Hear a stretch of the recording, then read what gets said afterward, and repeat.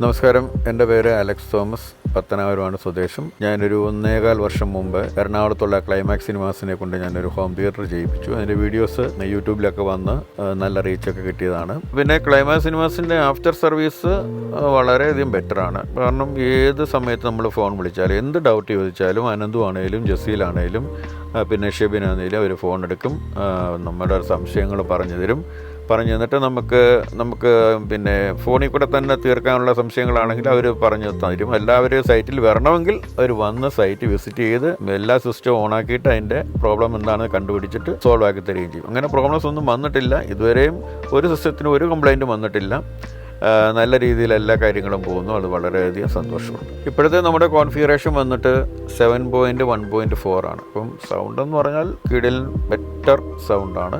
അതുപോലെ picture clarity നമ്മുടെ projector W5700 എന്ന് പറഞ്ഞ 4K പ്രൊജക്ടറാണ്. അപ്പം ഞങ്ങൾ ആ തിയേറ്റർ ആദ്യം ചെയ്തപ്പം 7.1.2 കോൺഫിഗറേഷനിലായിരുന്നു ചെയ്തത്. പക്ഷേ എനിക്ക് ഫ്രണ്ട് ചാനലിന് കുറച്ചുകൂടി സൗണ്ട് വേണമെന്ന് തോന്നിയതുകൊണ്ട് ഞാനതൊരു പവർ ആമ്പ് എക്സ്ട്രാ ആഡ് ചെയ്യണമെന്ന് അനന്തുവിനോട് പറഞ്ഞു. അനന്തു അങ്ങനെ ഒരു പവർ ആമ്പ് 7055 എന്ന പേരുള്ള മറാൻസിൻ്റെ തന്നെ പവർ ആമ്പ് വെച്ചു. പിന്നെ 2 അഡീഷണൽ അറ്റ്മോസ്ഫിയറോടെ വെച്ചു. ഇപ്പം കിടിലം സൗണ്ടാണ് ഫ്രണ്ട് ചാനലിൽ നിന്ന് കിട്ടുന്നതും അറ്റ്മോസിൽ നിന്ന് കിട്ടുന്നതും.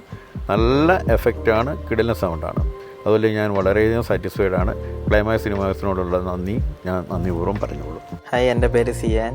ഇവിടെ കഴിഞ്ഞ വർഷം ക്ലൈമാക്സ് സിനിമാസ് ഒരു ഹോം തിയേറ്റർ ചെയ്തിരുന്നു. അപ്പോൾ അതിൻ്റെ ഭാഗമായിട്ട് ഇപ്പോൾ 1 വർഷമായിട്ടുണ്ട്. ആ 1 വർഷം പോയത് അറിഞ്ഞിട്ടില്ല. അതിൻ്റെ എക്സ്പീരിയൻസ് ഇപ്പോഴും അന്നും ഇന്നും അടിപൊളിയാണ്. കഴിഞ്ഞ 1 വർഷത്തിനിടയിൽ ഒരുപാട് സിനിമകൾ തിയേറ്ററിൽ വന്നിട്ടുണ്ടായിരുന്നു.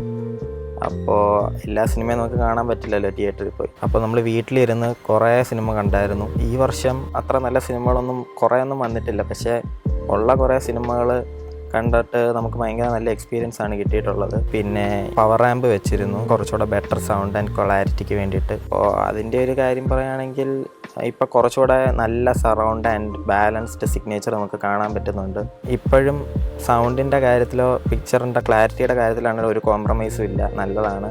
പിന്നെ ഞങ്ങൾ തുടരും സിനിമ കണ്ടായിരുന്നു തിയേറ്ററിൽ. അപ്പോൾ ആ സിനിമ സത്യം പറഞ്ഞു കഴിഞ്ഞാൽ തിയേറ്ററിൽ കണ്ടപ്പോൾ കുറേ സൗണ്ടൊന്നും നമുക്ക് കിട്ടിയിട്ടുണ്ടായിരുന്നില്ല. പക്ഷേ നമ്മൾ വീട്ടിൽ വന്ന് കണ്ടപ്പോഴാണ് മനസ്സിലായത് അതിൻ്റെ ആ ഒരു ഡെപ്ത് എന്താണെന്ന്. കുറേ കാര്യങ്ങൾ നമുക്ക് എന്താ പറയുക കാണാനും കേൾക്കാനും പറ്റി. നമ്മളിപ്പം മോസ്റ്റ് ഓഫ് ദ തിയേറ്റേഴ്സിലും ഡോൾബി അറ്റ്മോസ് എന്നുള്ള പേരേ ഉള്ളൂ. പക്ഷേ അവിടെ എന്താ പറയുക നമുക്കൊരു ഒറിജിനൽ ഫീൽ കിട്ടില്ല. ചില തിയേറ്ററുകളിൽ ഒരിടത്ത് സറൗണ്ട് കാണില്ല, ഒരിടത്ത് പ്രോപ്പർ സൗണ്ട് കാണില്ല. പക്ഷെ നമ്മൾ ഇവിടെ കണ്ട സമയത്ത് നമുക്ക് എന്താ പറയുക ഭയങ്കര നല്ലൊരു ഇമ്മേഴ്സീവ് എക്സ്പീരിയൻസ് ആയിരുന്നു. അത് ഇപ്പോൾ ഏത് സിനിമ, തുടരും സിനിമ മാത്രമല്ല, ഏത് സിനിമ കണ്ടാലും നമുക്ക് ആ ഒരു എക്സ്പീരിയൻസ് തന്നെയാണ് ഇവിടെ കിട്ടുന്നത്. And so good experience. Thank you.